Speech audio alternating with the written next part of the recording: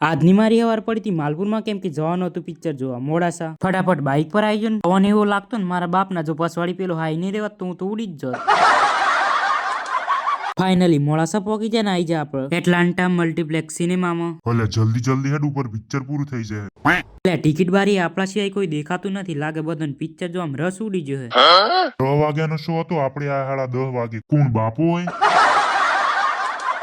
આજે અમારે એ મૂવી જોવા નથી જે જોઈને લોકો પાકિસ્તાનમાં સ્પાય બનીને જતા રહેતા. ફાઇનલી મોય એન્ટ્રી લઈ લીધી ને એટલે મોય આપણા સિવાય કોઈ દેખાતું ચમ નથી તો પિક્ચર પૂરું જ નહીં થઈ ગયું ને. લેવો હોય તો હીરો ને ફલોની મલજી પર મને શું કર કિસ્મત જ કૂતરો સાટી જાય. ઇન્ટરવલ પર ને આપણે આવી જા ફૂલેલી મકાઈ લેવા. લ્યો બોલો આટલા ના 200 રૂપિયા. તો મને એવી ખબર હતી તો હું ઘેરથી જ લઈને આવત. પોપકોર્ન ખાધા પછી ડબ્બાનો અસલી ઇસ્તેમાલ તો મારા ભાઈ બંધે શીખવાડ્યો. ફાઇનલી મૂવી પૂરી થઈ ગઈ ને અમે નીકળી જા બહાર. અંદર મૂવી જોયા પછી મારા ભાઈ બંધ